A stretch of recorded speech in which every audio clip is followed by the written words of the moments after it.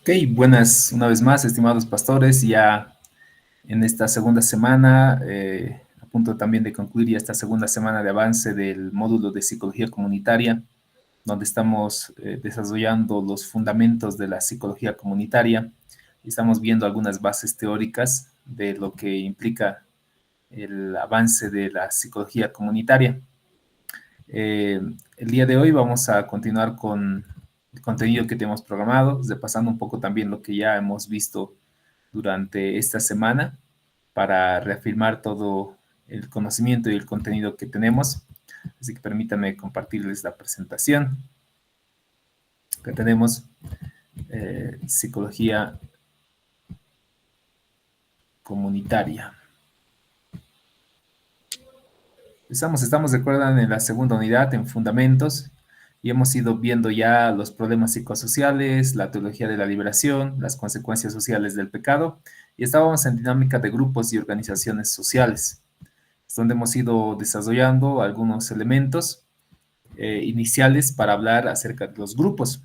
¿Por qué esta razón? Porque nosotros estamos trabajando actualmente con grupos, comunidades, la iglesia, la congregación, el ministerio que estamos llevando nosotros como líderes, finalmente, aparte de ser el cuerpo de Cristo, llega a ser un grupo en teoría, llega a componerse por personas, y es la definición que habíamos visto, ¿no? Está compuesta por más de dos personas, tienen un mismo objetivo común de predicar el Evangelio, tratan de interactuar unos con otros, haciendo discipulados, enseñanzas, aprendizajes, alabanzas, danza, todo lo que hacemos, ¿no? Y somos interdependientes también. Todos los hermanos interdependemos, nos apoyamos, nos colaboramos y aceptamos también las normas que hay dentro de nuestra comunidad, normas escritas y normas no escritas también. Nuestra manera de vestir, nuestra buena conducta, nuestras responsabilidades como miembros, nuestra participación en las actividades, todas esas son normas. Y eso hace que nosotros tengamos un sentido de pertenencia con la congregación. Entonces, nuestras congregaciones también son grupos. Y en ese sentido, el saber cómo funciona el grupo, cómo, qué características tienen, qué tipos de grupos hay, nos va a ser de mucha utilidad. Hemos ido viendo también acerca de los tipos de grupo. Hemos conversado de que los grupos pueden dividirse según su carácter. Pueden ser grupos de referencia y grupos de pertenencia. Un grupo de pertenencia es aquel grupo que yo me considero o que yo me siento parte. Soy parte de este grupo, pertenezco. Entonces, ese es mi grupo de pertenencia. Y mi grupo de referencia es mi grupo al cual me refieren. Me dicen, es parte de este grupo. Entonces, también puede dividirse por su estructura y pueden ser grupos formales y grupos informales. La diferencia del grupo de formalidad e informalidad especialmente se determina por razón de tiempo, por razones de normas y jerarquías. Cuando un grupo ya tiene un amplio tiempo de interrelación, tiene jerarquía, tiene sus propias normas, entonces este grupo se va a considerar ya un grupo formal, pero si el grupo es esporádico, el grupo pasa de largo y no tiene mucha comunicación, es breve, escaso, entonces es un grupo informal. Regularmente nosotros participamos y vamos a ser partícipes de varios grupos informales a lo largo de nuestra vida y también vamos a pertenecer a grupos formales durante mucho tiempo también. Por su socialización, los grupos pueden ser grupos primarios, nuestra familia es el primer grupo, el primer círculo de socialización, y grupos secundarios, es decir, los grupos que hablamos que vienen post familia, la escuela, el colegio, la vecindad, la iglesia, son grupos secundarios por su socialización, es lo que hemos ido viendo el día de ayer también. También hemos hablado un poquito acerca de qué es lo que necesitan los grupos y hemos visto que todo grupo requiere, o por lo menos sus miembros requieren que les den seguridad, se sientan seguros de pertenecer a ese grupo. También así los grupos requieren de que tengan un nivel de estatus, que se les dé una categoría, un nivel de estatus a todos los que pertenecen, los antiguos, los nuevos, eso igual es importante en los grupos, ¿no? Hay incluso conflictos que se manifiestan en las iglesias, no sé si les ha pasado alguna vez que si no se les da el estatus necesario, y esto ocurre también hasta con los discípulos, ¿no? Los discípulos que se preguntaban delante del Señor, ¿no? ¿Quién va a ser el mayor después de nosotros? Se peleaban por el cargo, por el lado derecho, por el lado izquierdo de la silla donde estaba el Señor. Juan y Jacobo se van a venir en alguna ocasión a solas y luego también con su mamá para pedirle al Señor que les dé un lugar en su reino. Entonces, el estatus es algo que siempre va a generar conflicto en cualquier grupo. Eh, Creo que como iglesia no deberíamos hacernos mucho problema, ¿no? Pero lamentablemente sí se hace mucho problema en muchas congregaciones porque la familia fundadora o los hermanos fundadores o los que han iniciado la obra siempre van a esperar que se les dé un estatus de privilegio dentro de cualquier agrupación en su humanidad. O sea, todos somos humanos, ¿no? Todos tenemos nuestras debilidades y todo ello. Y muchas ocasiones el antiguo, el más antiguo, va a querer que se les dé el estatus correspondiente. Yo recuerdo, a modo de testimonio, una ocasión, una iglesia que los antiguos habían puesto una plaqueta en el aniversario de su iglesia con sus nombres, como así se suele poner en las plazas, en algunas obras, plaqueta metálica con los nombres de los fundadores de la plaza o algo así. De la misma forma habían puesto sobre el templo de la congregación, ¿no? Uno puede decir, wow, ¿no? ¿Cómo van a hacer eso con el templo? Y ahí obviamente uno tiene que meditar. Ellos están pidiendo esto, que es estatus. Y si se les va a quitar el estatus, obviamente te vas a generar un gran malestar y que siempre afecta, ¿no? Una plaqueta en la puerta de la iglesia, a quien puede dañar, ¿no? No tampoco vamos a espiritualizar esas situaciones y más al contrario, tal vez fortalecer, porque si bien el estatus es algo muy relativo en la iglesia cristiana, en muchas personas que aún tienen una poca madurez en la fe, les afecta mucho. Entonces, cuando nosotros les damos el lugar de estatus que están pidiendo, les damos una plaqueta, les permitimos las palabras especiales en el aniversario, hacemos que ellos puedan leer la historia de la iglesia, que tengan algún tipo de jerarquía, pero recordándoles de que la jerarquía de la iglesia según el Señor, no es el que más antiguo es el que todos le sirven, sino el que es más antiguo es quien tiene que servir a todos. Entendiendo ese principio, darles un estatus, obviamente es algo muy productivo, porque además de ello, en cualquier grupo también, el más antiguo, el más fuerte, tiene un estatus, pues, inconsciente para toda la población. Todos respetan al antiguo, todos respetan al que ya estaba hace más tiempo, porque se supone que tiene más experiencia, porque tiene cierta jerarquía, y hay que tener cuidado también al respecto. Es lo que necesitan finalmente los grupos. Poder, igual, la mayoría de los grupos esperan de que el poder pueda distribuirse entre todos, que no sea monopolizado simplemente con un solo grupo o con una sola persona, sino que el poder pueda ser preciso para todos los que están participando y que puedan en esa manera también afiliarse. La capacidad de que el grupo permita que otros también puedan sumarse, que otros también puedan seguir creciendo. Y ese grupo obviamente va a sentirse vivo, va a sentirse renovado. Que además de ello, el grupo pueda establecerse metas. Importante esto, queridos pastores, de las metas.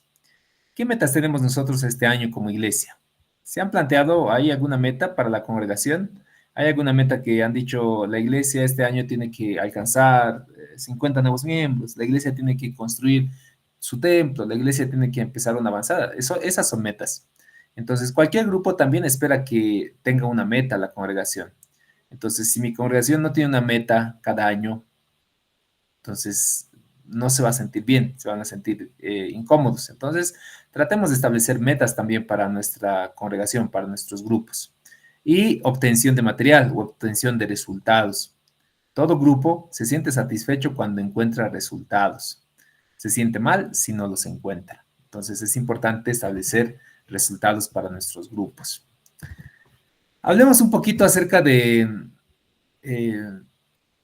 del ciclo de la vida del ser humano, para relacionar un poco acerca del ciclo de la vida de un grupo.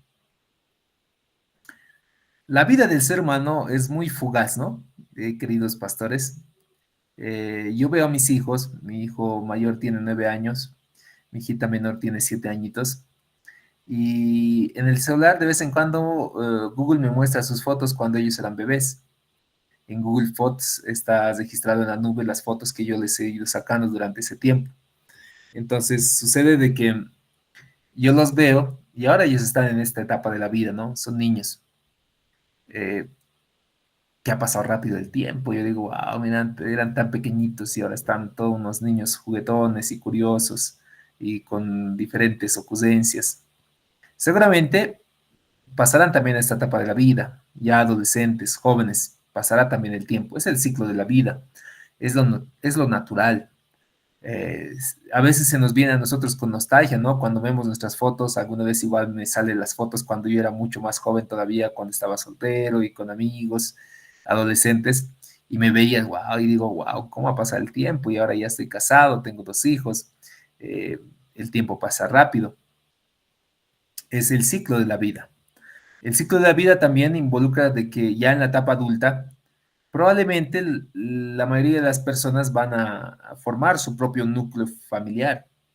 Es lo cotidiano, es lo que suele pasar regularmente. Pablo manifiesta, por si acaso, no, no con todos, porque si alguno tiene el don de continencia, o sea, no tiene por qué casarse.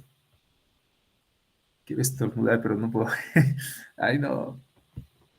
Perdón, perdón, pastor, estaba a punto de estornudar.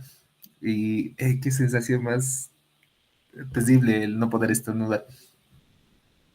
Les iba diciendo de que Pablo manifiesta de que hay personas que tal vez no tienen esa naturaleza de buscar pareja y de casarse, tienen ese don de continencia. Pero quien no tiene don de continencia, Pablo dice, mejor es que se case. Es el ciclo natural de la vida, nos vamos a casar.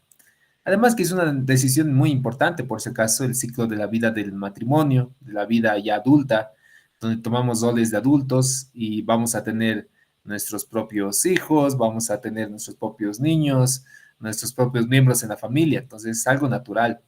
Un matrimonio también es natural de que pueda estar en gestación, que puedan concebir. Es lo que regularmente pasa, aunque hay un fenómeno muy extraño, ¿no? Como para analizar también, que algunas familias deciden tener pecihos en vez de tener hijos o gatijos o tener alguna mascota como una especie de hijos. No es lo mismo, no es, no son hijos de verdad, son mascotas finalmente, pero hay una tendencia muy extraña, ¿no? Que aparece como para evitar la responsabilidad de tener hijos, porque finalmente un peso finalmente lo puedo dar de adopción o pasatiempo y puede quedarse solo y no tiene mucha responsabilidad. Pero en cambio un niño involucra, quién sabe, un presupuesto, involucra un esfuerzo extra para la familia, dedicación completa como padres de familia. Es el ciclo natural de la vida.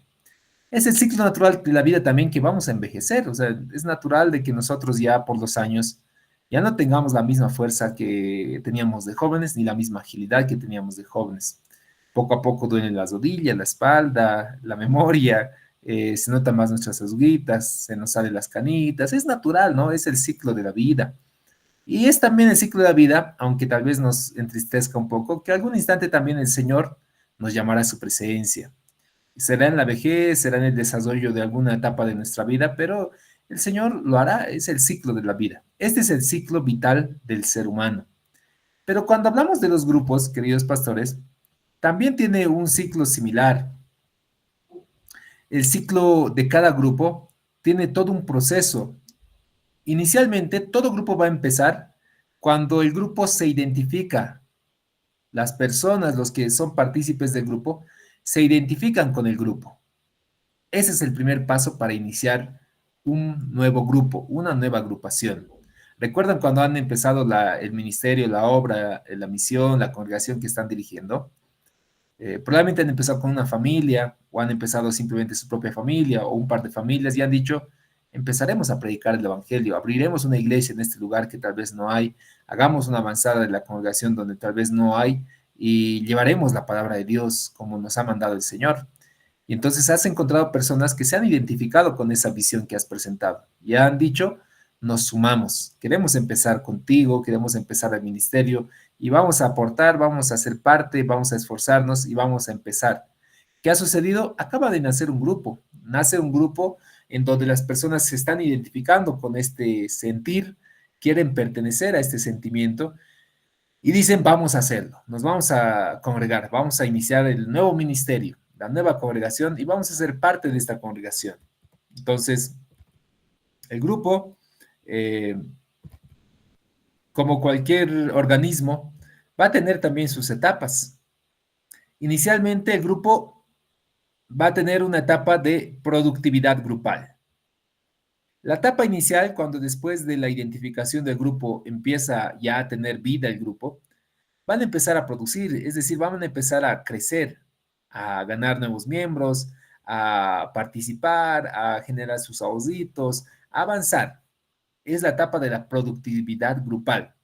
Es cuando nosotros queremos ser y avanzar con todo el grupo. Es lo natural finalmente, como decía hace rato, es lo natural de cada uno de los grupos. Sin embargo, en la etapa de la productividad grupal es donde se va a empezar a consolidar la armonía del grupo, van a empezar a autoafirmarse de manera individual y grupal, van a empezar a percibirse como grupo ya en sí y van a sentirse parte de ese grupo.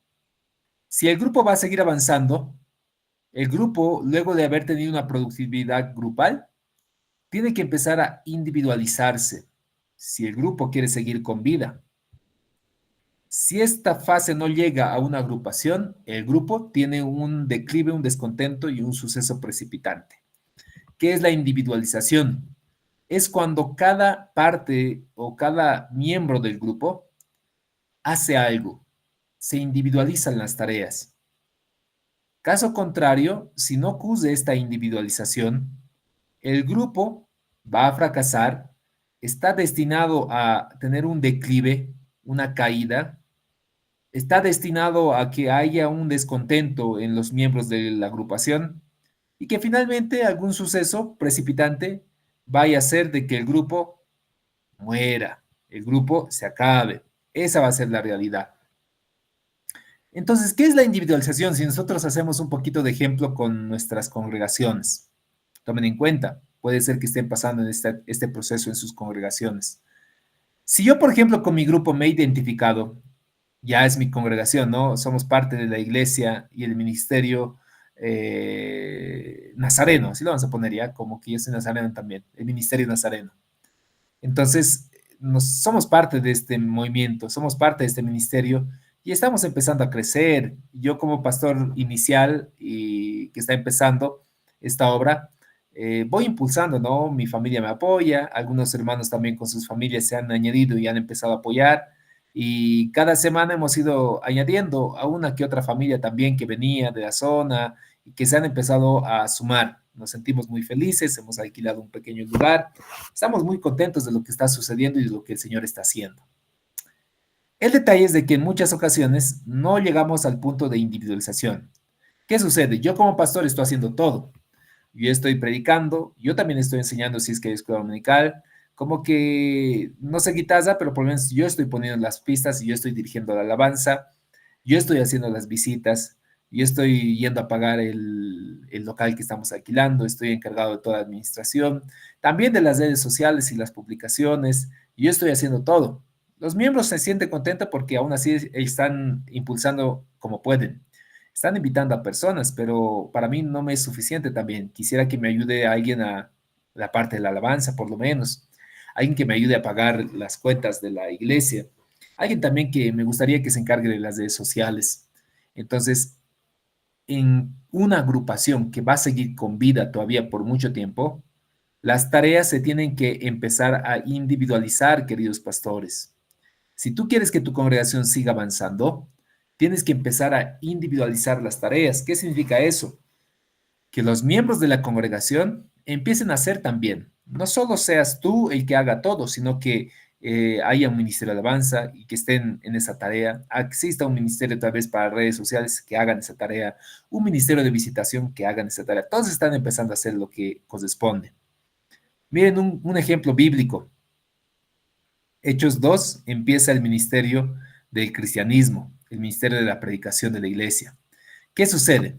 Se han identificado con el grupo en el Pentecostés. Pedro sale y dice, varones, están 120 nada más. Ustedes dicen que estamos llenos de mosto, pero no es así.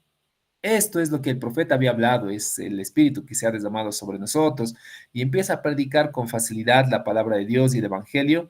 Y Hechos dice que Ese día se han convertido 3.000 personas. Es decir, este grupo ha empezado a tener una productividad grupal enorme. Además, añade y dice, cada día el Señor añadía quienes iban a ser salvos. Eran 120, más los 3.000 y más los que se añadían cada día. El grupo estaba teniendo una productividad grupal.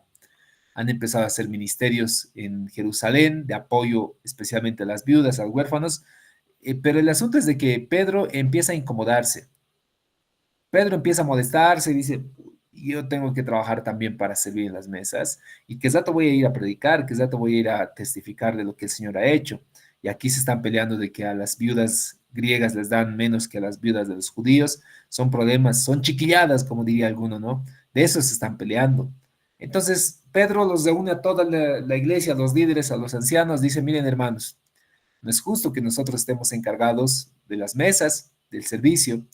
Por esa razón, elegiremos a varones llenos del Espíritu Santo, sabios, con todas las características que debería tener un diácono, y eligen a un diácono. ¿Qué es lo que han hecho, pastores? Han hecho esto, individualizar las tareas. Esteban va a servir en las mesas, pero no significa que es lo único que va a hacer, por si acaso. Esteban va a predicar también el Evangelio, va a ser el primer mártir.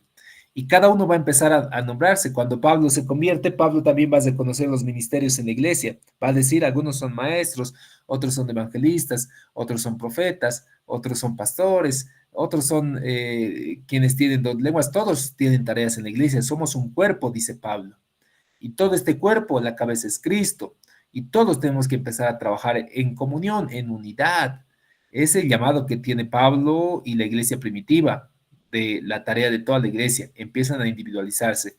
Se nombran obispos de regiones, se nombran ancianos en diferentes lugares.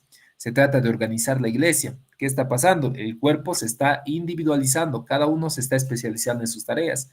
Ya incluso Pablo dice, Pedro, tú te encargas de los judíos, yo me voy a encargar de los gentiles. Individualizaremos nuestras tareas. Entonces, el organismo vivo sigue creciendo, sigue avanzando, sigue dando pasos agigantados. No existe un declive, no va a existir un descontento, ni tampoco un suceso precipitante. Pero, ¿qué es lo que hubiera pasado? Miren, hagamos un imaginario. Si Pedro se siente molesto, pero no lo va a hablar, va a seguir ahí denegando, pero haciendo lo que quería. No, ya se deja de predicar el evangelio, se están acabando los recursos, empiezan a denegar unos con otros, aquí existe un descontento con toda la iglesia, empiezan a dejar de participar algunos también, porque al parecer que hay discriminación, según cuentan, entre los griegos y los judíos, la gente está descontenta por lo que pasa en el movimiento, en nuestro grupo que se va a llamar cristianos, y va a haber un día en el cual Pedro se niegue por el estrés, diga, ya estoy harto de ustedes, ¿por qué no pueden hacer algo? Ese suceso precipitante va a hacer que este movimiento permanezca ya desaparecido y va a decir, ya basta. Y se terminó el grupo. Ese es el ciclo de vida de cualquier grupo. Entonces, la pregunta es para nosotros, ¿en qué punto actualmente está tu congregación? ¿Tu congregación actualmente está en una etapa de productividad grupal? ¿Estás empezando a individualizar las tareas? Ten cuidado, tienes que hacerlo, esto es urgente, porque si no haces esta tarea urgente en tu grupo, en tu comunidad, probablemente van a empezar a declinarse, van a empezar a disminuir, van a empezar a cansarse todos y van a decir, nosotros nomás estamos haciendo la tarea y eso no es algo correcto, es algo que les va a molestar a todos. Va a haber un descontento entre todos y va a haber algún momento una situación, un pecado, adulterio, una pelea del pastor, una llamada de atención en algún momento y eso va a ser un suceso precipitante para que el grupo se divida. Los que no estaban contentos con tu liderazgo van a dividir la congregación y se van a ir a otro lugar. Ese grupo ya ha muerto literalmente. Se han armado dos nuevos grupos diferentes. No es que es el mismo grupo, no. Son dos nuevos grupos diferentes. Ahora miren aquí. Se me vino a la mente el evento histórico de las Reforma. 31 de octubre de 1517, nosotros recordamos el Día de las Reforma, el instante en donde la Iglesia católica va a tener un segundo gran cisma. El primer gran cisma había ocurrido en el año 1054, cuando la rama ortodoxa decide dividirse y se apartan. Sin embargo, en 1517, También estaba pasando esto, ¿no? Recuerden, la Iglesia Católica empezó con una gran productividad grupal. El año 300 o el siglo 300, Constantino va a oficializar la Iglesia cristiana en todo el Imperio Romano. Oficialmente va a ser la Iglesia Católica Apostólica Romana. La iglesia va a crecer, se van a nombrar obispos, se van a elegir autoridades, se van a hacer concilios. La iglesia va a crecer en organización, va a seguir creciendo. El detalle es de que va a empezar a declinar porque no va a haber la individualización. ¿Por qué? Porque solo va a haber un grupo de cleros, un grupo de sacerdotes, quienes van a dominar todo lo que va a ser la iglesia. La gente común y además sin recursos, no puede aspirar a ser un sacerdote porque los sacerdotes van a ser en la época personas muy pudientes económicamente. Ni siquiera el celibato, hasta pueden tener varias mujeres en la edad medieval. Y la gente común, la gente del pueblo va a empezar a descontentarse. Y este descontento, este declive y descontento, no va a suceder solamente entre el pueblo, también dentro de la misma jerarquía de la iglesia. Lutero, Martín Lutero es alguien que está muy enamorado de la palabra de Dios y enamorado del Señor. Ama con fervorosamente, perdón, al Señor. Trata de hacer todo lo posible para tratar de agradar a Dios. Va a esmerarse en estudiar, va a esmerarse en aprender más de la palabra de Dios, va a ser un docente de teología en los seminarios de la época, porque va a llegar a tener un doctorado en teología. El detalle es de que el 31 de octubre de 1517, Martín va a tener un descontento final. Le ha molestado varias cosas, principalmente la infabilidad papal, le ha molestado de que se esté vendiendo indulgencias y sobre todo de que se anunciaba de que la salvación es por obras, por comprar una indulgencia y no era por fe. Y en tal razón va a clavar sus 95 tesis en la puerta de Gutenberg y va a querer buscar a alguien que le explique la situación. Eso es lo que está sucediendo. La Iglesia Católica está teniendo un declive, un descontento y finalmente un suceso precipitante. Un monje, un sacerdote llamado Martín Lutero, va a hacer ese suceso precipitante. Simplemente expresar sus ideas escritas y hacerlas públicas y buscar con quién debatir y además ser invitado por la misma iglesia para que se retracte de lo que había escrito, va a hacer que este suceso precipitante divida a la iglesia. Y como decía, eso significa la muerte de la iglesia, porque una vez dividida, tú no puedes decir, no, nosotros somos la misma iglesia, no, se han creado dos movimientos diferentes.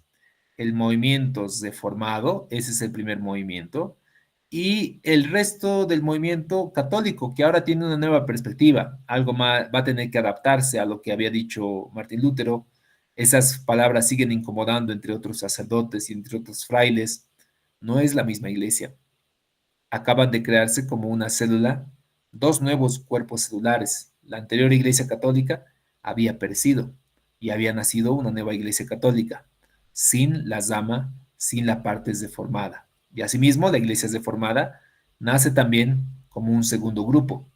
¿Qué es eso? Entonces, ha muerto este grupo, el grupo que había empezado, en donde se había iniciado en el año 313, cuando Constantino declara el Imperio Romano como cristiano, en 1517, concluye, acaba esa etapa de la historia y empieza una nueva etapa con una iglesia católica diferente, con una perspectiva diferente y un movimiento reformado que va a estar en crecimiento, que va a tener este mismo proceso en donde gente se va a identificar con los pensamientos de Martín Lutero, les va a agradar la interpretación que ha hecho de las Sagradas Escrituras al alemán, a una lengua vulgar, a una lengua común, fuera del latín, fuera del griego. La gente se va a ir sumando, van a empezar los movimientos deformados, van a empezar a individualizarse, van a empezar algunos evangelistas, maestros dentro del movimiento deformado. Se van a hacer traducciones de otras versiones de la Biblia también, la Biblia española, la Biblia inglesa. Van a empezar a producirse grandes movimientos. Pero también en la época, considero yo, que actualmente se ve un desclive, un descontento, y quién sabe exista un proceso precipitante que extinga nuestros movimientos. ¿Por qué está ocurriendo eso? Porque hay líderes religiosos que no están permitiendo la individualización en nuestras congregaciones. Creen que son los únicos que tienen autoridad y poder, y si algún hermanito quiere aparentar un poquito más de autoridad, inmediatamente lo zinconan, lo eliminan, lo aíslan, lo difaman. Entonces eso va a manifestar obviamente un declive con toda la congregación porque va a sentirse que no es realmente un movimiento santo, un movimiento bíblico, y es algo que está afectando a toda la congregación. Tarde o temprano va a haber un Martín Lutero que va a ser un suceso precipitante, una circunstancia que va a ser un suceso precipitante, y ministerios, grupos, congregaciones van a terminar dividiéndose, partiéndose en dos, formando dos nuevos grupos diferentes, y el antiguo grupo habrá muerto. Ese es el ciclo de, de cualquier grupo. Ese es el ciclo que nosotros vamos pasando cotidianamente en nuestras congregaciones. Es que tenemos que tener cuidado al respecto, en qué punto estemos atravesando. Analicemos un poquito cuándo se manifiestan conflictos en los grupos. Tengamos mucho en cuenta por si acaso, porque estos grupos, estos conflictos pueden generar diferentes circunstancias que nos pueden generar un malestar a toda la congregación. Va a manifestarse un conflicto en algún grupo, y lo voy a poner ahí con su ojito para que lo noten. Uno, cuando el grupo es forzado. ¿No les ha pasado alguna vez cuando hacemos trabajos de grupo en la universidad o en algún lugar y nos ponen a la fuerza, ¿no? Hermano, vas a trabajar con él, tú con él, tú con él, papelitos a la suerte. Y el grupo a veces forzado, qué bien si me toca con alguien amistoso y alguien que me agrada. Pero debo reconocer también que hay personas que probablemente no me son tan amistosos, no es que los deteste o hago mal, pero hubiera querido hacer grupo con él o con ella, pero lamentablemente me tocó hacer el grupo con tal persona. Entonces, cuando el grupo se encuentra por personas, integradas por personas que están siendo forzadas, ese grupo no va a andar bien, ese grupo va a andar mal. Un matrimonio también es un grupo, por ejemplo. Un matrimonio es un grupo en donde dos personas están formando este nuevo grupo. Por eso el padre, el sacerdote, el pastor, cuando les preguntan, ¿estás de acuerdo con casarte con esta persona? En los votos que se hacen, ¿no? En riqueza, en pobreza, en salud, en enfermedad, para bien o para mal, hasta que la muerte los separe. Es decir, estás voluntariamente casándote porque quieres, y la mayoría nos casamos voluntariamente porque queremos, nadie nos está forzando. Pero también hay grupos en donde están siendo forzados. Por ejemplo, los adolescentes que están siendo forzados, un poco debatible, ¿no? Están siendo forzados porque han tenido relaciones sexuales, lamentablemente, han pecado. Y el pecado obviamente ha tenido como consecuencia que la señorita ya está en gestación. Lo que muchas veces hacen los padres, automáticamente les obligan a casarse. Están siendo forzados a casarse. Ellos mismos incluso asienten, ¿no? Sí, por el bebé tenemos que casarnos, ¿qué vamos a hacer? Y hay situaciones incluso de parejas que solo se han conocido una noche y ya se han embarazado, lamentablemente, y ahora van a tener que asumir. Y quién sabe, el otro quería estar con otra persona, pero por las bebidas, por las copas, han tenido relaciones y ahora están forzosamente casados. Y además, si es que ellos no siguen un proceso de asesoramiento, un proceso de guía, un proceso de acompañamiento en todo este matrimonio, una consejería prematrimonial, las, los conflictos que se van a presentar son amplios, porque lo que están haciendo es que simplemente están por cumplir nada más, por el contrato, por responsabilidad. En las iglesias también uno tiene que tomar en cuenta ese detalle, ¿no?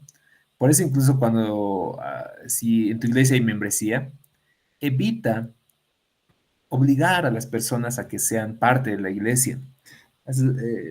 La pastora, creo que fue la pastora Débora, ¿no? O la pastora Flora, nos daba un testimonio de Compasión, ¿no? En algún momento. Compasión Internacional es una ONG que trabaja en Bolivia, en varios países también. La modalidad de Compasión es que genera patrocinio del exterior para apoyar a niños que están en situación de pobreza eh, y que como objetivo Compasión tiene un eslogan, ¿no? Salvar a los niños de la pobreza en el nombre de Jesús. Entonces es una organización con fines cristianos, obviamente. Los socios que tienen Compasión inicialmente son las iglesias. Compasión trabaja con iglesias para cumplir este llamado que ellos tienen como ONG. ¿Qué ha sucedido en algún tiempo histórico de Compasión? Y de muchas iglesias, por si acaso, incluida aquí la mía, les doy como testimonio. No la mía, la que estoy pastoreando, sino la denominación en sí. Hubo un tiempo en donde los beneficiarios de Compasión, es decir, los niños, tenían a sus papás. ¿Y qué sucedía? Los papás tenían que estar obligatoriamente forzados a participar en la congregación porque su hijo es patrocinado. Les han obligado a ser miembros de las iglesias y lo hacían por cumplir, muchos de ellos. Algunos evidentemente han conocido al Señor, pero una gran mayoría lo estaba haciendo porque estaba recibiendo un beneficio o una ficha. Y cuando algo es forzado, tarde o temprano se destapa esa olla, tarde o temprano ellos cambian de posición, de parecer, y sucede lo que ha sucedido cuando Compasión se fue. Ay, no, perdón. Oh, oh. Confío en que el día sábado esté bien.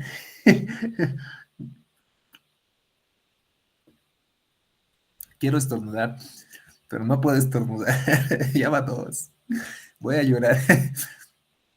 Les decía que cuando estamos forzando a un grupo, eh, o a los individuos. Sucede que en este testimonio Compasión se fue de estas iglesias, dejó de patrocinarles. Sin embargo, han dejado inventarios, han dejado sillas, mesas, construcciones de templos, pero los papás que han sido forzados a participar, como que ya no tenían el beneficio ni nada que les obligue a participar, literalmente han saqueado templos, se lo han llevado las sillas, los inventarios, hasta las calaminas. ¿Por qué? Porque han sido forzados. Entonces, evitemos, hermanos, algún conflicto en nuestras iglesias y evitemos forzar a la gente a que esté con nosotros, a forzar a la gente a que participe en nuestros ministerios por algún trabajo o por algún cargo eh, que tengamos en la organización, porque cuando alguien está forzado en alguna relación, en algún lugar, no se siente bien, tarde o temprano eso va a cambiar. Tengamos mucho cuidado en medio de nuestras congregaciones. Se me vino también a la mente aquí Juan capítulo 6, versículo 66, cuando Jesús había visto que algunos de sus discípulos habían decidido irse después de que él les había dado una palabra bien dura sobre su cuerpo, sobre la muerte, sobre, sobre el sacrificio que le iba a hacer y sobre los que eran dignos de seguirle. Dice Juan capítulo 6 que en ese instante muchos de sus discípulos se dieron la vuelta y se fueron. Y no es que Jesús le diga, oiga, perdón, perdón muchachos, no se vayan por favor, ¿por qué se quieren ir? No era eso que quería decir, les va a disculpar. No, lo que hace Jesús es, una vez que se están yendo los otros, los mira a sus discípulos, a Pedro, y les dice, ustedes también quieren irse, váyanse. De una vez váyanse, porque no les voy a forzar. En otras palabras, parafraseando, ¿no? Porque no les voy a forzar a que estén conmigo. Y Pedro responde, no, Señor, ¿a dónde vamos a ir si tú tienes palabras de vida? Jesús no forzaba a sus discípulos, a la gente. Es más, cuando alguna vez se le vino y se le acercó y dijo, Señor, quiero seguirte, Jesús le decía, las osas tienen guaridas, las aves tienen nidos, pero el Hijo del Hombre ni siquiera tiene dónde recostar su cabeza. ¿Estás seguro que quieres seguirme? Pareciera como que el Señor les desanimase, porque no quiere forzados. La iglesia cristiana no puede estar llena de personas que están viniendo por obligación. La ofrenda que se levanta, el diezmo que se hace, no puede ser por obligación. La adoración que hacemos no puede ser por obligación, porque estamos llamados nosotros a predicar la palabra de Dios de manera voluntaria y somos llamados también a recibir al Señor de manera voluntaria y no forzada. La iglesia entonces tiene que estar llena de personas que están voluntariamente en medio de la congregación, y las personas voluntarias son aquellas que están dispuestas a morir por el Señor, a sacrificarse, a dar su tiempo, porque nadie les está obligando, porque no esperan ninguna recompensa humana, sino la recompensa que el Señor tiene para sus vidas. Lo hacemos porque realmente entendemos de que el llamado que el Señor nos ha hecho es especial. El Señor no ha forzado a Pedro, no ha forzado a Pablo, no ha forzado a nadie para que cumpla el llamado que haga. Siempre ha esperado la predisposición, aunque siempre ha sido insistente, ¿no? Vemos el caso de Jonás. El Señor, si bien Jonás dijo no, pero el Señor siempre ha sido insistente, pero no lo obligó, sino esperó a que el ser humano, en su libre albedrío, pueda recibir ese llamado específico. Entonces, un grupo en donde hay personas que están siendo forzadas para participar, regularmente va a tener conflictos. Un grupo donde las personas no tienen necesidades comunes, es decir, en donde no hay algo en común, algo que los una, ese grupo también va a tener conflictos. Eh, es parte de estrategias grupales de alcanzar un punto en común, de buscar cosas en común, matemáticas, un común denominador que nos ayude a enfocarnos. Por ejemplo, algunos políticos suelen expresar enemigos comunes. Dicen, no, el imperio. Tenemos que atacar al imperio. Nuestro enemigo de todos es el imperio. Y cuando encuentro que la mayoría de mi población se ha identificado con ese enemigo, entonces acabo de generar esa necesidad en común. Tenemos que eliminar la pobreza a todos. Entonces hay una necesidad en común y eso me genera unidad grupal.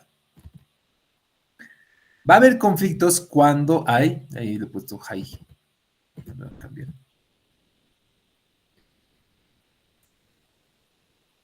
Corregir ahora que es tiempo. ¿Ya?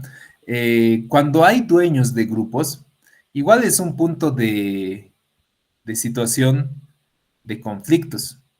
Debemos tomar en cuenta de que la iglesia en especial no es pues un lugar en donde debería haber dueños para la congregación. La iglesia corresponde a la... corresponde a un solo dueño, que es Cristo. Sin embargo, cuando en un grupo, al parecer, hubiese dueños del grupo, jefes del grupo, que son y se creen además los únicos responsables, se creen los únicos todopoderosos y no quieren que nadie les contradiga, creen que solo ellos tienen la unción o el poder de hacer todo. Ese tipo de grupos también van a tener conflictos porque la gente no soporta ese tipo de líderes por mucho tiempo. Tarde o temprano va a generar revolucionarios en su grupo que se van a hartar de él. Entonces tengamos cuidado. Por lo menos en la iglesia, queridos pastores, no hay dueños. Si alguien se cree dueño, está pensando muy mal y va a recibir su justo juicio también y va a recibir también su recompensa. Cuando en un grupo también hay diferencias económicas o sociales, igual puede generar una diferencia grupal. Y acá vemos, por ejemplo, porque acá estamos hablando aquí de diferencias económicas o diferencias sociales. Supongamos que mi grupo pertenece a una organización tradicional ultraconservadora cristiana. Ese es mi grupo. Y supongamos que una familia sale de una congregación pentecostal ultraliberal y por razones de la vida empieza a congregarse en esta agrupación de iglesia conservadora, ultra conservadora además, tradicional. Estas diferencias sociales, porque es una diferencia social, de doctrina, de ideología, de culto, va a generar grupos, porque el hermano de la iglesia pentecostal está acostumbrado a danzar, está acostumbrado a gritar, a manifestar la presencia del Espíritu Santo a través de expresiones visuales, visibles. En cambio, el conservador, ese tipo de actitudes le va a empezar a incomodar y se va a sentir molesto y va a empezar a hacer acusaciones irracionales y va a generar un malestar con la familia pentecostal. Entonces, esas diferencias sociales es razón también en las cuales puede haber algún conflicto en nuestra agrupación. Entonces, es importante también reconocer eso, ¿no? Cuando nosotros recibimos una familia de otra congregación, no está de más preguntar un poquito acerca de cómo era la anterior congregación, porque él se puede sentir mal si tal vez nuestra congregación es totalmente diferente a lo que él estaba acostumbrado. Claro, hay personas que se pueden adaptar, por ese caso uno se adapta también, ¿no? Es una cualidad humana, pero ya anticipándose a esa situación uno puede tratar de resolver con mayor prontitud. Cuando la información y el poder se centraliza en una sola persona, en una sola familia, en una sola parte, cuando el poder, la información está centralizada, va a generar también conflictos en el grupo. Si un país está totalmente centralizado en el gobierno central y todo depende del gobierno central, el poder, la información, él controla todo, ¿no? Controla el gobierno, controla la justicia, controla la Cámara de Senadores, de Diputados, controla los medios de comunicación. Eso tarde o temprano va a generar conflicto, porque no es saludable. Una iglesia en donde el pastor está controlando todo el poder, toda la información, todo absolutamente lo controla él o parte cercana de su círculo, eso va a generar un malestar en el grupo, un malestar y conflicto para todo el grupo. Entonces, es saludable el saber equilibrar ese poder que se tiene como líderes y saber administrar, ser mayordomo. El mayordomo, etimológicamente en la palabra, el mayordomo no es dueño de la casa,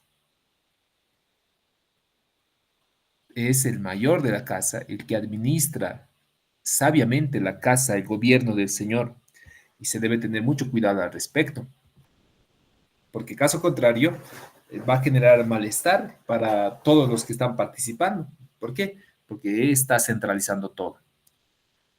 Cuando en mi grupo empiezan a crearse organizaciones paralelas que hacen lo mismo y no hay un control interno, esto también va a generar un conflicto grupal. ¿Por qué se va a crear organizaciones paralelas? Por estas razones, por las diferencias y por la centralización, se crean organizaciones paralelas. Un ejemplo, supongamos que en la congregación el pastor es quien controla todo, quién predica, quién va a ser el nuevo predicador, si es que se va a levantar un nuevo que va a enseñar en el culto, quién va a empezar un nuevo culto. Él es el que organiza todo. Y cuando alguien viene que tiene llamado de la predicación de parte del Señor, dice, pastor, el Señor me ha llamado, he estudiado en la universidad o he estudiado en el seminario, pastor, quisiera que me dé la oportunidad para poder predicar. Y él te dice, no, no, no, hermano, acá el Señor me revela a mí quiénes van a predicar. Y a mí no me ha dicho nada de ti. Entonces, lo que va a hacer el hermano en su llamado, va a empezar a organizar internamente un pequeño grupo de estudio bíblico en la iglesia. Como que el pastor no le ha dado autorización para predicar formalmente, entonces él por lo menos quiere seguir ejerciendo lo que él ha aprendido y quiere compartirlo. Entonces, internamente ha empezado a crear un pequeño grupo. Eso va a ser razón de conflicto, va a ser razón de problema. Pero ¿dónde ha nacido? Obviamente porque se ha centralizado el poder, porque hay dueños de un grupo, porque hay diferencias sociales, y esas razones hacen que algunas personas crean sus propias organizaciones internas dentro del grupo, y eso tarde o temprano va a destrozar el grupo. Un ejemplo político actual en nuestro país es el movimiento al socialismo, ¿no? Viene de una organización que para el año 2000, 2003 estaba empezando, a tomar fuerza y rumbo, donde se supone que era una unidad, era el movimiento por la soberanía de los pueblos, o el, ¿cómo es? Movimiento, instrumento político para la soberanía de los pueblos, el MAS ISP. Pero el hecho de que un grupo de poder ha empezado a centralizar todo el poder en ellos, toda la autoridad en ellos, han empezado a generarse dueños de todo el movimiento, ha generado de que internamente también se generen un grupo, ¿no? Las de innovación, ¿no? ¿Cómo se ha llamado? ¿No? Los innovadores o algo así, ¿verdad? Dentro del movimiento político y se ha creado una ala alcista. Se le ha dado un poder y autoridad en algún momento y ¡zas! Se han quebrado. Ambos con una razón de poder, obviamente con sus, sabemos, ¿no? Los políticos con sus intenciones, sus angustias de poder, sus ganas de poder consolidarse en sus pegas, en sus laburos, con su gente que le respalda para esa tarea. Pero empezó eso, ¿no? Se ha creado una organización paralela, los renovadores, que iban en contra de los antiguos y quieren renovar gente, quieren poder nueva gente, ya no los mismos antiguos de siempre y tiene un discurso diferente, la misma organización, mismo partido, pero que se ha creado una organización paralela. ¿Por qué sucedió? Por esa razón, ¿no? Por centralizar el poder, porque había dueños del grupo, porque había diferencias económicas sociales internamente, y eso ha generado a que se divida su grupo. Entonces, tengamos cuidado también en la congregación, hermanos, administremos con mucha sabiduría, con mucha ciencia. Otra razón de conflictos grupales es cuando los conflictos se tapan. Esto es un asunto bien delicado en la iglesia.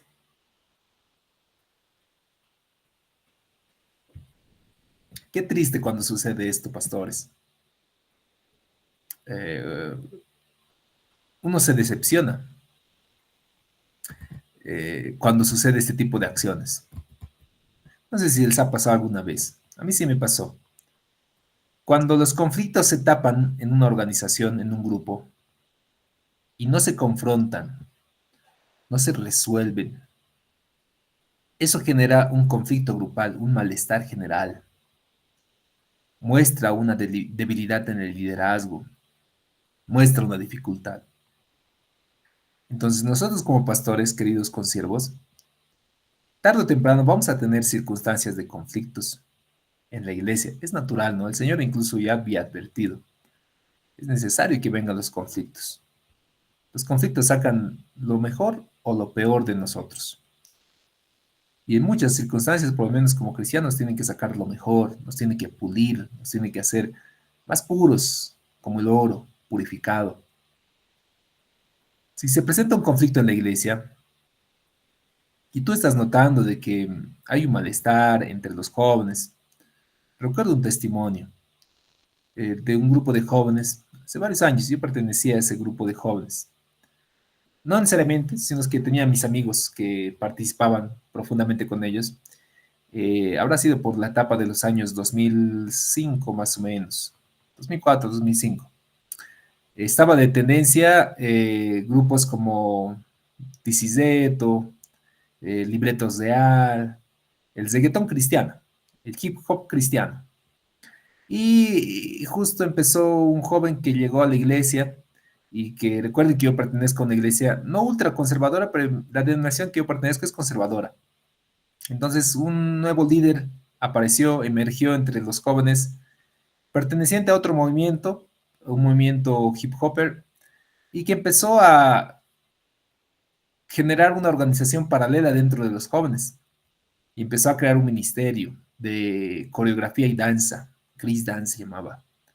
Entonces el Ministerio de Coreografía y Danza tomaba música cristiana, hip hopper, reggaetón, y generaba coreografías, bailaban o danzaban, ¿no? Yo no me hago mucho problema por la palabra, danzaban, digamos, y danzaban la coreografía, y esto hacía que varios jóvenes se sumen, porque era algo novedoso, algo diferente, en la denominación por lo menos era muy diferente. El detalle es de que nuestro pastor, yo en ese entonces era adolescente, ¿no? Nuestro pastor empezó a incomodar de la situación, pero al ver qué estaba sucediendo, él sencillamente ha empezado a ignorar y tapar el conflicto, porque ya era un conflicto, no sabía qué hacer. En algún punto, cuando ya el ministerio se había consolidado, se reunían ya cotidianamente los jóvenes para practicar la danza. El pastor oficializa y dice, este ministerio no sigue, este ministerio no es correcto, yo no estoy de acuerdo, y en tal razón van a tener que decidir, jóvenes, si el ministerio va a seguir o yo voy a tener que renunciar. Y lamentablemente el pastor renunció. ¿Qué sucedió? Se estaba tapando el conflicto, o sea, debería afrontarlo en su momento. Esto creció, no es que de la noche a la mañana el grupo creció y todo ello. Si era algo que tal vez desde su liderazgo el pastor consideraba de que no era saludable o no iba con sus principios o algo así, él seguramente debería tomar cartas en el momento, dialogar con el líder joven, darle una instrucción, modificar un poco el ministerio, hacer que se enfoque más en el discipulado, no solamente en la danza, mejorar la situación. Pero cuando nosotros tapamos el conflicto, tarde o temprano el conflicto se vuelve bien grande. Y cuando el conflicto se vuelve bien grande, a veces ya es bien irreconciliable, bien difícil de resolver. Entonces, los conflictos no se tapan, los conflictos hay que tratar de resolverlos lo más antes posible. Es importante seguir un proceso de disciplina si es que se corresponde. El proceso de disciplina corresponde, por si acaso, siempre a un proceso de restauración. No podemos quedarnos así, sencillamente. Tenemos que empezar a trabajar en resolución de conflictos, en el proceso de liderazgo que nosotros estamos llevando y desarrollando. Para adelantarnos un poquito para el fin de semana. El fin de semana, queridos pastores, tienen que venir.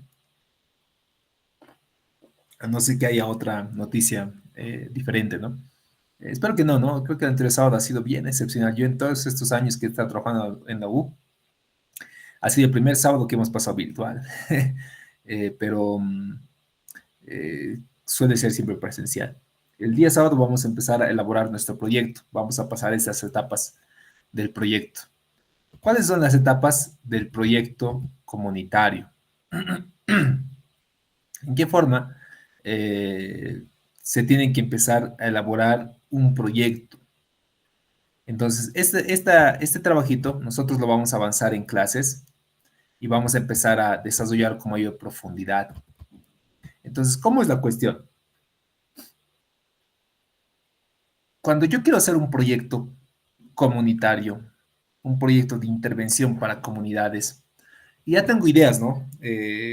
Podemos hacer lluvia de ideas, ¿no? Quiero hacer una campaña navideña, quiero ayudar en las calles hacia Copacabana, quiero regalar algunos víveres, algunos juguetitos, algunas ropitas. Alguno dirá, pastor, yo quiero gestionar un empedrado para la zona, para la vecindad. Otro dirá, pastor, yo quisiera que con la iglesia podamos salir a limpiar las calles. He visto que están creciendo hierbas, todo ello, y quisiéramos hacer una limpieza y pintar las aceras y ponerlo bonito nuestra zona, para que todos se sientan felices de donde estamos viviendo y que la iglesia también ponga parte. Otro dirá, me gustaría hacer un comedor popular, un poquito más amplio, es decir, que es un comedor popular donde podamos ofrecer alimentos gratuitos, por lo menos para 100 personas cada día, y requiero todo ello. Entonces, deseos hay muchos, o sea, deseos cada uno de nosotros tiene. Tenemos diferentes deseos de poder hacer algún trabajo en comunidad. Espero que tengan, ¿no? Espero que tengan ese deseo. Les decía, acostumbrémonos a hacer proyectos, no es muy complicado. Es bien sencillito. Incluso además con inteligencia artificial es cuestión de segundos inclusive hacer un proyectito. Y también les voy a enseñar ya las últimas clases para hacer nuestro trabajito de proyectos con inteligencia artificial. Entonces es cuestión de minutitos, es bien rápida la situación, pero tiene un proceso y hay que saber respetar también el proceso. Y yo sé que algunos están bien emocionados y quieren hacerlo ya rapidito, probablemente porque tal vez quieren hacer otras tareas y estar con tiempito, yo entiendo también. Pero para hacer un proceso de la elaboración de un proyecto, la parte más amplia del proyecto es la etapa diagnóstica. Le vamos a dedicar casi toda una unidad a hablar acerca de este proceso, del diagnóstico. Esta es la etapa esencial para que un proyecto tenga éxito. Si no hacemos un buen diagnóstico, nuestro proyecto puede fracasar y podemos sentirnos frustrados, enojados, molestos, cabizbajos, dudi- dubitativos acerca de lo que hemos hecho, hasta dudar, ¿no? Si el Señor no me ha acompañado, por qué ha pasado, qué ha sucedido. Pero es una etapa en donde nosotros vamos a trabajar con la comunidad y en ese trabajo con la comunidad tenemos que definir cuál es el problema. Esa es la primera etapa. Por ejemplo, cuando yo voy al médico, el médico no es que me ve como a ojo de buen cubero y dice, a ti hay que operarte el riñón. Aliste en sala de emergencias, vamos a sacar riñón. No, ¿verdad? No, ningún médico creo que hace ese tipo de cirugías al ojo de buen cubero. Lo que va a hacer el profesional médico es que va a observarte, va a hacer diferentes estudios, diagnósticos, entrevistas para determinar cuál es el problema. ¿Qué siempre tienes? ¿Cuál es tu enfermedad? Y una vez hecho todos los estudios, con precisión sepa qué estás enfermo. Y cuando ya sabe que estás enfermo, entonces recién va a decir, no había sido de riñones, hagamos una intervención, tiene, quién sabe, inflamada el estómago, tiene inflamado la bilis, no sé, tiene alguna enfermedad, porque ya ha hecho el estudio. Entonces, en una comunidad, queridos consiervos, ocurre de forma similar. Si yo voy a una comunidad, mi barrio, mi zona, quiero hacer un viaje a Copacabana y no he hecho un proceso de diagnóstico para hacer ese proyectito, mi proyecto tiene altas probabilidades de fracasar, porque estoy haciendo lo mismo como ese médico al ojo de buen cubero, qué cosita puede resultar, qué cosita puede ser bien, sin hacer un diagnóstico, una encuesta, una entrevista, y vamos a avanzar la siguiente semana en especial, herramientas de diagnóstico, es lo que tenemos programado la siguiente semana, estas herramientas de diagnóstico vamos a avanzar, porque es la etapa esencial de un proyecto de intervención.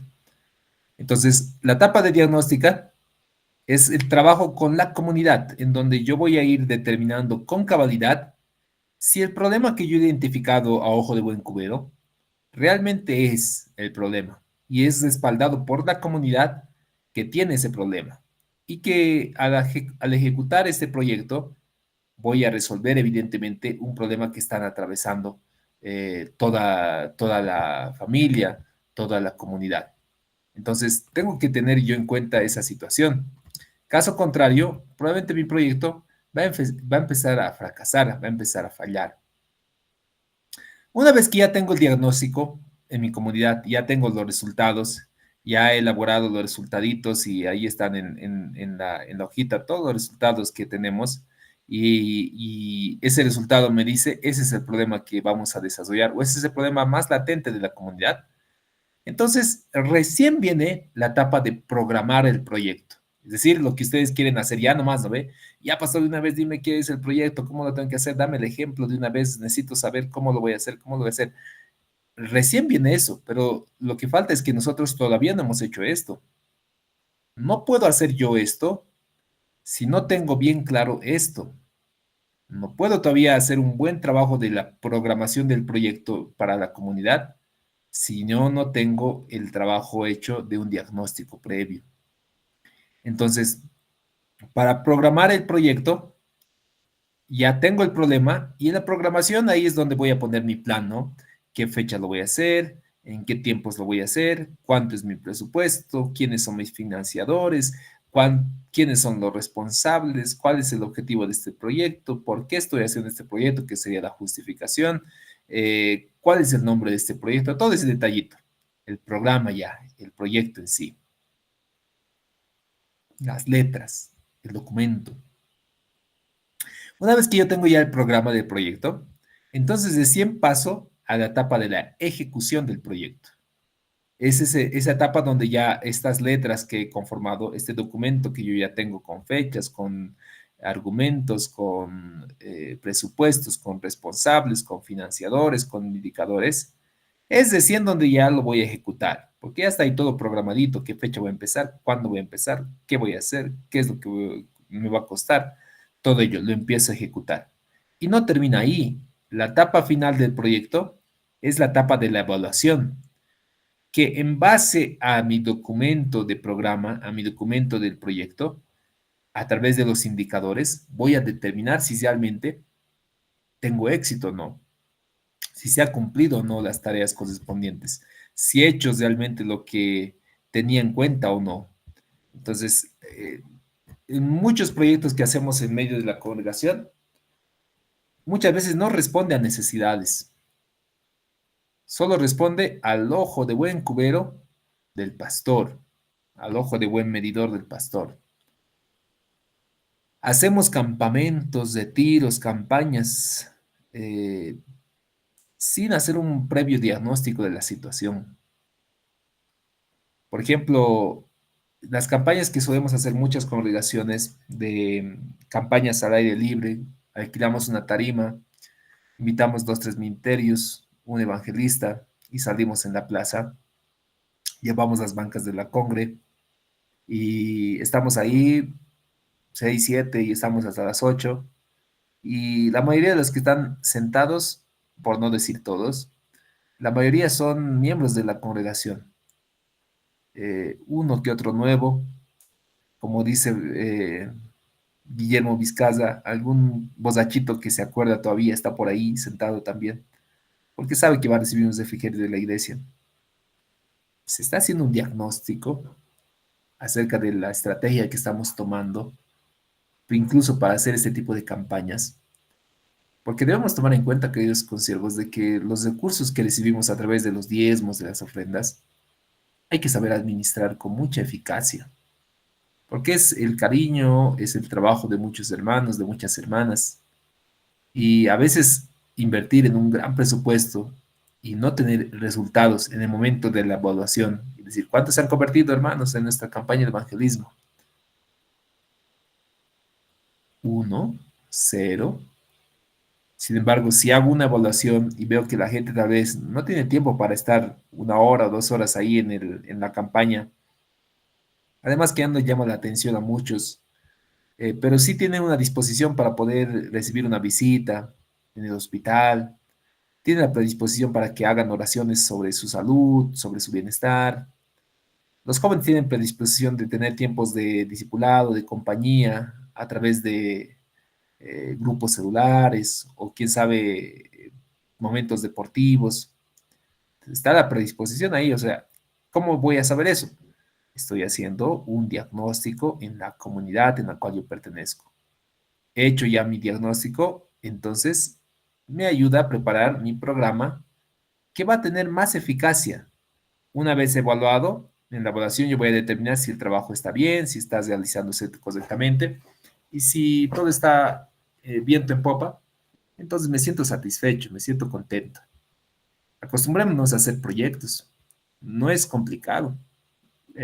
Y cuando vamos haciendo ya este tipo de proyectos, su proyecto de grado va a ser pichanga al año. Sencillo va a ser. ¿Por qué? Porque ya sabes más o menos en qué consiste un proyecto de grado. Es prácticamente este proceso, solamente que un poquito el proyecto de grado se va a extender algunos temas más. El proyecto de grado va a involucrar un marco teórico mucho más amplio en la etapa de tu programa, va a involucrar que busques algunos métodos específicos o propuestas específicas para elaborar tu proyecto, pero después es el mismo procedimiento. Si tu proyecto de grado nace en un buen diagnóstico, una buena encuesta, una buena entrevista, un buen diario de observación, entonces cuando hagas tu proyecto, tu programa, los resultados simplemente se van a ir acomodando nada más y argumentas con una base teórica más amplia, buscas algunos textos, te impulsas de alguna manera y listo, feliz. Estás feliz de que has hecho tu proyecto de grado, lo ejecutas en su momento y ya está. O sea, incluso recuerden que el proyecto de grado, la presentación solo es esto, tu proyecto de grado. No se te califica tu ejecución ni tu evaluación. Solo se califica esta parte en el proyecto de grado final. Estas dos partes, ejecución y evaluación, no se consideran. Entonces, es simplemente hacer estos dos biencito y listo, ya has hecho tu trabajo final. Entonces, la siguiente semana vamos a darle un buen tiempo a identificar el diagnóstico comunitario, cómo hacer un buen diagnóstico, qué tipos de diagnóstico puedo hacer, qué formas puedo diagnosticar a mi comunidad, a mi iglesia, a mi congregación, para recién a base del diagnóstico empezar a elaborar mi programación de proyecto comunitario. El día sábado también vamos a profundizar un poquito de cómo empezar a elaborar el proyecto, vamos a dar algunas explicaciones precisas de cada una de las partes y vamos a empezar a profundizar también. Entonces, por ahí va. En la iglesia hacemos proyectos. ¿Cuántos de ustedes, a ver, nos pueden compartir en esta noche qué proyectos están realizando? Si están acostumbrados a hacer su proyecto para un campamento, para una campaña, para una salida, para un retiro, o así nomás están calculando a lo que venga, a la antigüita, como dicen, ¿no? Ya ustedes son formados, ya son profesionales, están a punto de salir, tienen que empezar a ser más sofisticados en su proceso y en su ejercicio ministerial. Comentarios, preguntas, dudas, mis queridos consiervos. Pastor David. Licenciado, buenas noches, compañeros, buenas noches. Tocó 7 puntos, licenciado, con el primer punto tal vez. Dice, cuando se manifiestan conflictos en los grupos, mencionaba usted que no hay que obligarlos, ¿no? Ahora dentro de las congregaciones, cuando se acerca una actividad, tal vez un aniversario o una campaña, muchos no quieren ser parte de esto.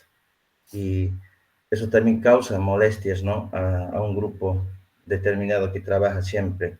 Entonces, si no les obligamos, ¿de qué manera podríamos optar para que todos se comprometan con esa actividad? Amén, pastor.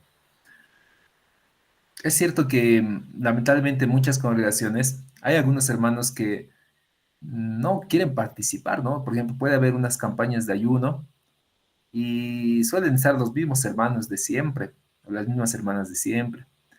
Hacemos visitas y también los mismos hermanos de siempre.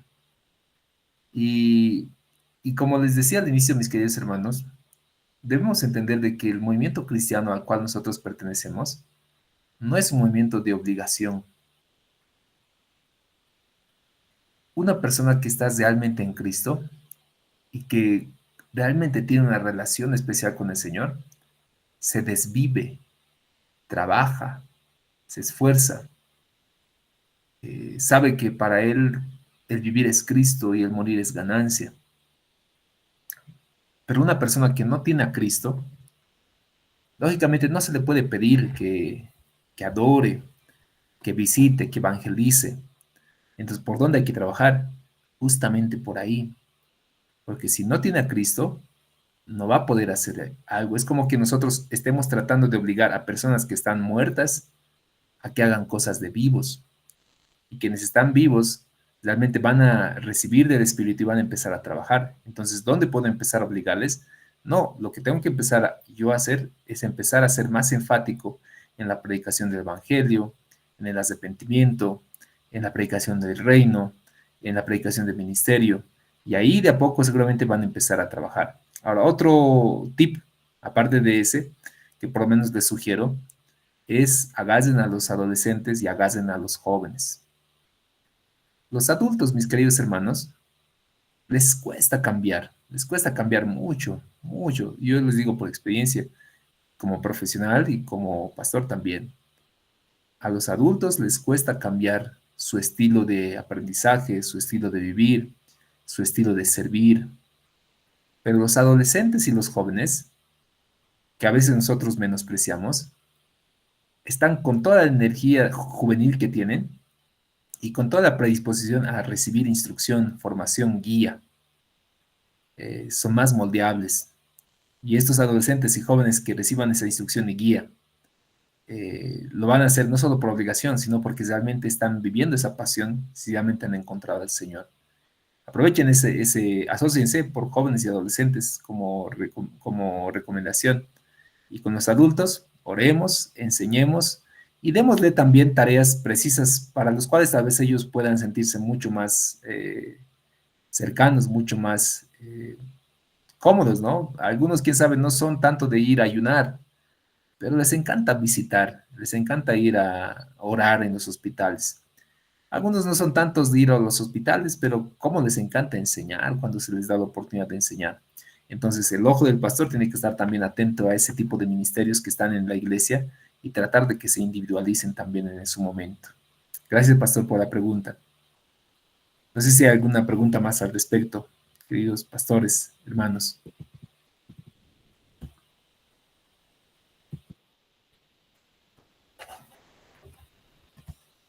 Pastor, pastora. Su... Todo claro, pastor, de mi parte. Pero ¿Está bien, pastor? Pastora Flora, tal vez está levantando la mano, pastora. Sí, Lisa, buenas noches, pastores. La verdad que mm, cuando dentro de la iglesia existe una autoridad autocrática, es un conflicto total.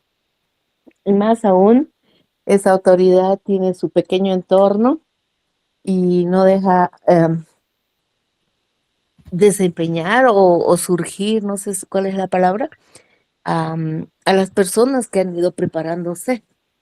Y, y es un problema bastante grande porque mm, causa desagrado, descontento, estas personas que de alguna forma se han esforzado para servir al Señor. Y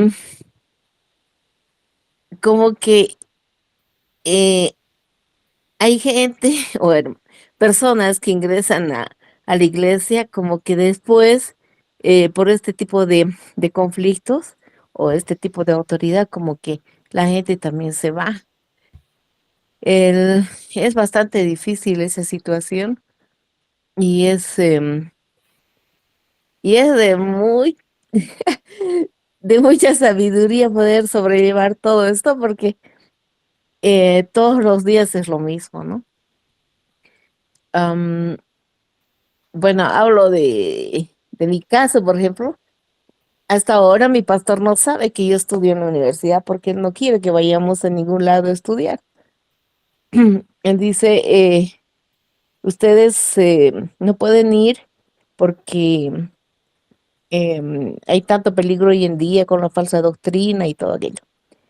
Y bueno, se me dio la oportunidad de estudiar en la universidad y he dicho, yo estudiaré, quiero aprender y, y como que, mire, ya estoy terminando, estoy a punto de terminar y muchas veces me aproximaba a mi pastor para decirle, pastor, quiero hablar con usted, pero como que existen las otras personas que le apoyan, como que, bueno, formando como un caparazón, ¿no?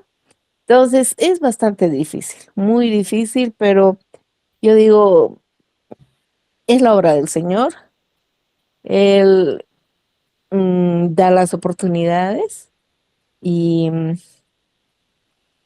y en algún momento, pues ese caparazón que se ha formado dentro de la iglesia, tal vez em, ya se destape, ¿no? Ando orando, ayunando para que la gente que se ha preparado, pues no se vaya con descontento de la iglesia o que vaya a formar parte de las bancas, ¿no? Como los hermanos que van día a día o semana tras semana y estén ahí como que observando y no hacen nada tampoco, ¿no? O sea, persona que, que dice algo como que, no, persona rebelde, ¿no?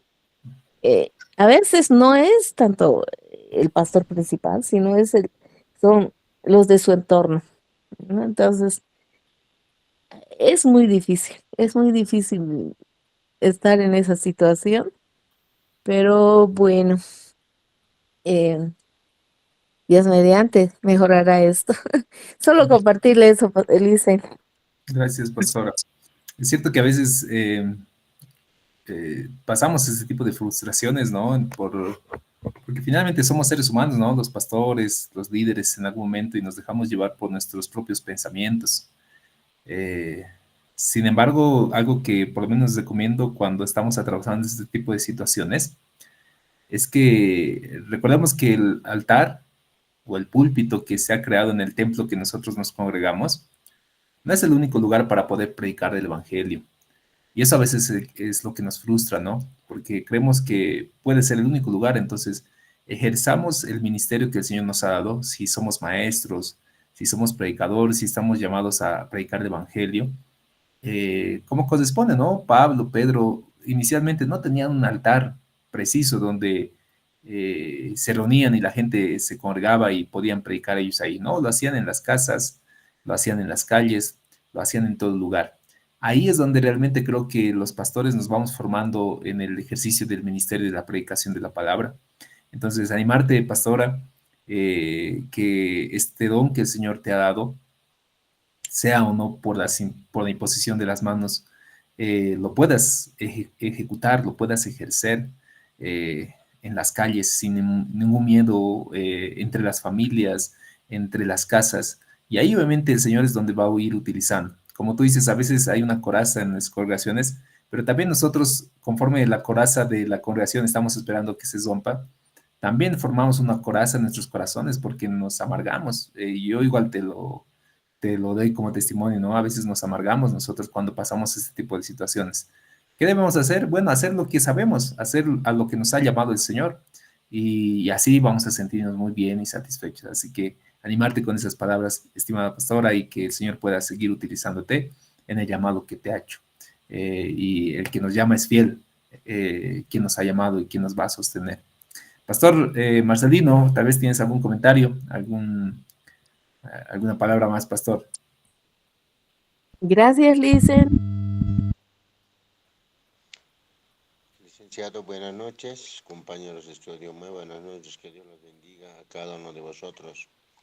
Comentarle, licenciado, verdaderamente en las congregaciones no mucha gente es, por ejemplo, en mi congregación no mucha gente es preparado, pero como yo estoy estudiando en la universidad, porque a mí me contradicen, ¿no? Usted, pastor, está estudiando, que cuando Jesucristo, o sea, ha ido pues a estudiar, en qué universidad estaba Jesucristo, así, pero bajan moral, la verdad, ¿no? Porque queremos hacer un proyecto de campaña para tal año, tenemos un calendario que tenemos que cumplir. Es mucho que podemos hablar, ¿no? Porque no se puede a veces entender a la gente, son mayores de edad, a esas no podemos nosotros torcerlo el brazo, no hay caso. Ahora los jóvenes enfrentan a realizar actividades. Ahora los papás no dan permiso, los hijos igual van quedándose. Uno que otro van asimilando. Cuando lo apretamos, tenemos que ir como hermanos a una campaña de evangelización a tal barrio, a tal zona. No, pues, del 50% nos parece 10% la gente. A veces 5, así a veces pasa porque la gente mucho no entiende la realidad, porque un día tenemos que prestar al Señor, darle todo para Él, un día y 6 días para nosotros, pero la gente no. Por ejemplo, hay congregaciones ya últimamente que están por horas, 2 horas. Otros al día tienen como 6, 8, no sé cómo se podría decir ya, son turnos. Pero en cual en la palabra de Dios no dice pues turno por horas, ni no hay, ¿no? Nunca yo le encontré, ¿no? Pero esas son un poquito a nosotros, como estamos preparándonos, nos quita, porque queremos trabajar con la base de la iglesia, de la congregación, queremos salir adelante porque ellos no, en todas las congregaciones parecen eso, ¿no? Por ejemplo, en mi denominación que estoy, ahorita han estudiado 4, de los 4, uno ha salido, uno ya ha ingresado ya, ¿no? El año pasado. Ahora yo voy a hacer este año como segundo también, pero ya lo contradicen. Los propios pastores que son, digamos, 20, 30 años que son pastores, no quieren pues trabajo. no quieren que haya una plantación de iglesia, no quieren que haya de su congregación una iglesia avanzada, una casa de oración.